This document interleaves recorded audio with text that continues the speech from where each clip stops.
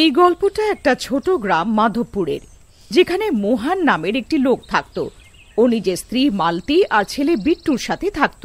ও অনেকই সৎ আর পরিশ্রমী ছিল। ওর একটা বন্ধু ছিল গিরিধারী।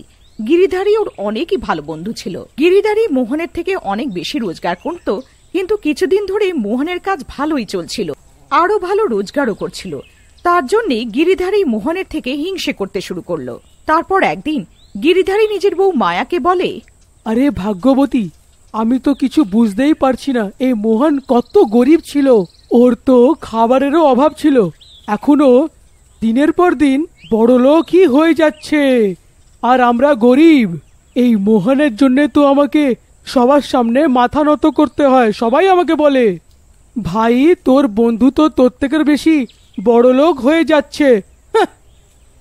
যদিও বড় লোক হচ্ছে তো ভালো কথা, এতে নিচু হয়ে যাওয়ার মতন কোনো ব্যাপার নয়।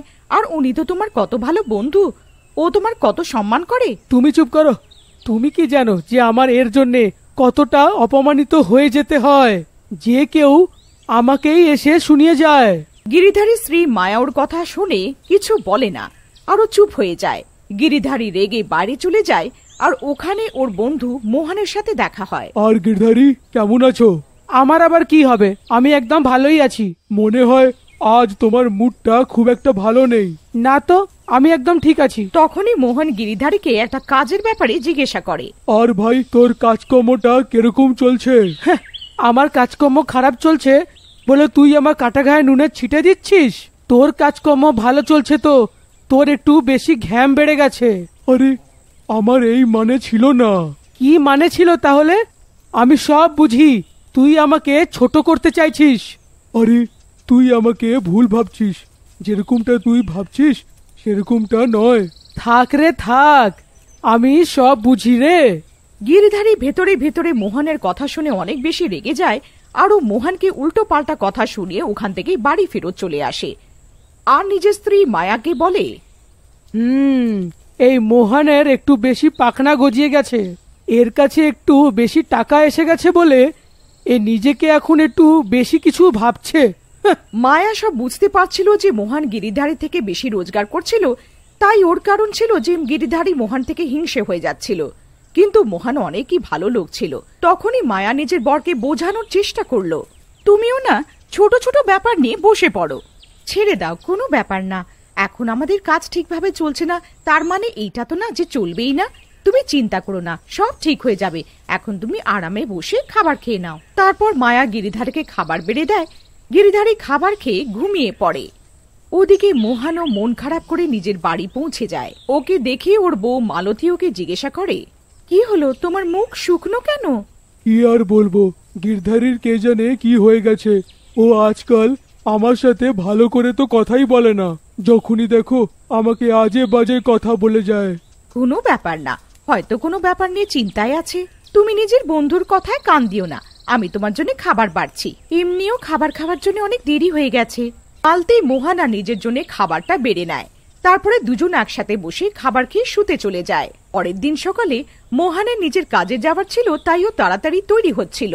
তৈরি হয়ে ও নিজের কাজে বেরিয়ে যাচ্ছিল, তখনই ও দেখে যে একটা বেড়াল ইঁদুরকে মুখে ধরে আছে।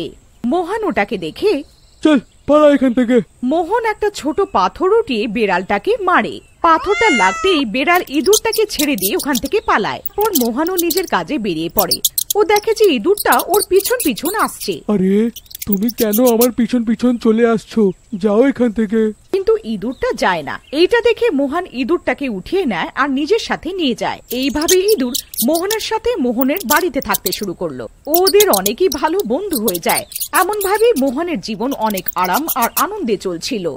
কিন্তু একদিন গিরিধারীর মোহনের উপরে হিংসে হওয়ার কারণে ওকে মারার ষড়যন্ত্র করতে শুরু করে। এই মোহনটাকে তো ভালোভাবে জব্দ করতেই হবে, কিন্তু কিভাবে? হ্যাঁ হ্যাঁ, এইটাই ঠিক হবে। তখনই গিরধারীর মাথায় একটা আইডিয়া আসে। পরের দিন রাত্রে যখন মোহন কাজ করে ফিরছিল, তখন গিরিধারীর সাথে দেখা হয়। আরে গিরধারী, তুমি এত রাতে এখানে? হ্যাঁ, আমি কিছু কাজে এখানে এসেছিলাম। গিরিধারী মোহনকে নিজের কথায় ভুলিয়ে ওর সাথে কথা বলতে থাকে। তখনই ওর সুযোগ দেখে ওকে মেরে ফেলে আর ওর সবটাকে দূরে একটা জঙ্গলে নিয়ে গিয়ে একটা গর্তে পুঁতে দেয়। আর ওখান থেকে চুপচাপ এসে নিজের বাড়ি ফেরত আসে। ওকে দেখে ওর বউ মায়া বলে, কি ব্যাপার, তুমি এত ঘাবড়ে আছো কেন? না না না না না তো, কিছু না তো, কিছু না তো। ও খাবার না খেয়ে চুপ করে শুয়ে পড়ে। এইসব দেখে মায়ার কিছু অদ্ভুত মনে হয়। জানি না কেন আমার কিছু ঠিক মনে হচ্ছে না। এ এত ঘাবড়েও আছে কেন? এমন তো কোনোদিন হয়নি যে খাবার না খেয়ে ঘুমিয়েছে। ওদিকে মোহনের স্ত্রীও চিন্তিত ছিল যে ওর বর মোহন এখনো বাড়ি ফিরল না। এরম ভাবেই পুরো রাত বেরিয়ে যায় আর সকাল হয়ে যায়। আর পরের দিন মায়া গিরিধারীকে বলে, মোহন কাল রাত থেকে উধাও আছে, ওর কিছু খোঁজ পাওয়া যাচ্ছে না। তুমি কিছু জানো মোহনের ব্যাপারে? মোহন ঘাবড়ে বলে, আমি আমি আমি কি করেই বা জানবো? ও তো আমার সাথে কথাই বলে না। আর তুমি এসব আমাকে জিজ্ঞেস করছো কেন?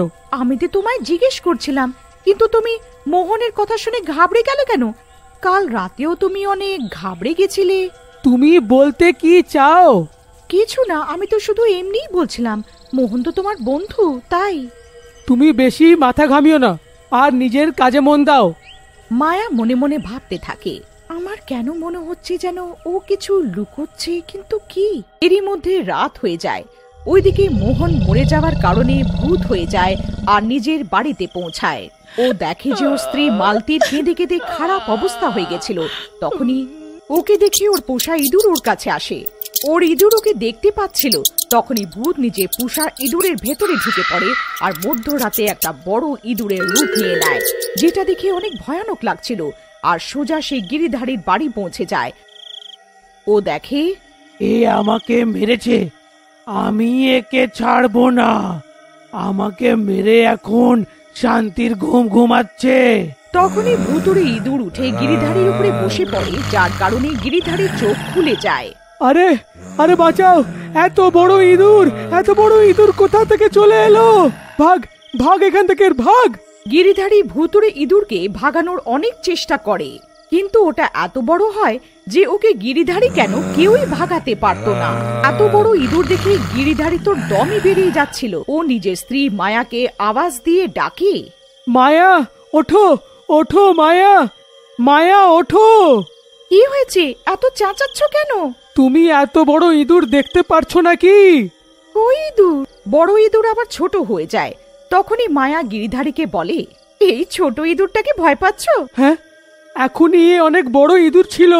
হ্যাঁ, তুমিও না কোনো খারাপ স্বপ্ন দেখে থাকবে, তাই এই ছোট ইঁদুরটা বড় দেখতে লাগছে।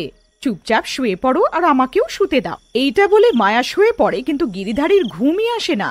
ইঁদুর আবার থেকে অনেক বড় হয়ে যায় আর গিরিধারীকে টানতে টানতে নিয়ে যেতে থাকে। গিরিধারী চেঁচাতে থাকে, আমাকে ছেড়ে দে, আমাকে ছেড়ে দে, কোথায় নিয়ে যাচ্ছিস? আরে কোথায় নিয়ে যাচ্ছিস? তখনই ওখান থেকে বড় ইঁদুরটাকে যেতে একটা লোক দেখে নেয় আর ভয়ে লুকিয়ে দেখতে থাকে। আরে বাপ রে, এত বড় ইঁদুর কোথা থেকে এসে গেল? আর এ গিরধারীকে কোথায় টেনে নিয়ে যাচ্ছে? বাপ রে, এত বড় ইঁদুর! এটা তো কোনো ভুতুড়ে ইঁদুর মনে হচ্ছে। এ ঠিকই বলছিল। এখন কি করি? একে ইঁদুর থেকে কি করে বাঁচাই? তখনই মায়া দৌড়ে গিয়ে গ্রামে একটি তান্ত্রিককে ডেকে আনে আর ওকে সব কথা বলে। তুমি চিন্তা করো না, আমি এক্ষুনি খবর নিচ্ছি যে ওই ইঁদুরটা কে। তান্ত্রিক নিজের কমণ্ডল থেকে গঙ্গা জল নিয়ে হাতে নিয়ে মন্ত্র পড়ে, আর ওর মন্ত্র পড়তেই ভুতুড়ে বড় ইঁদুর ওর সামনে এসে গেল। তান্ত্রিক ওকে জিজ্ঞাসা করে, কে রে তুই? আর তুই একে কোথায় নিয়ে যাচ্ছিস? আর তুই একে মারতেই বা কেন চাইছিস? আমি একে ওইখানেই নিয়ে যাচ্ছি যেখানে ও আমাকে মেরেছিল। তখনই বড় ইঁদুর ওর নিজের আসল রূপে এসে যায়। তুমি একে ছেড়ে দাও, তুমি একটা ভালো মনের মানুষ। না, আমি একে ছাড়বো না। আমি এর কি ক্ষতি করেছিলাম? আমি তো এর ভালো বন্ধু ছিলাম, সব সময় ওর ভালো চেয়েছিলাম, কিন্তু ও আমার সাথে কি করলো? আমাকেই মেরে ফেললো।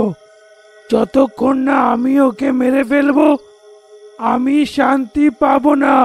এর শাস্তি একে আইন দেবে। ওম নমঃ শিবায়। তখনই পুলিশও ওইখানে এসে যায় আর গিরিধারীকে ধরে নিয়ে যায়। তান্ত্রিক ও মালটিকে ডেকে ওর সবটাকে পোড়ায়, যার কারণে বড় ইঁদুরটা মুক্তি পেয়ে যায়।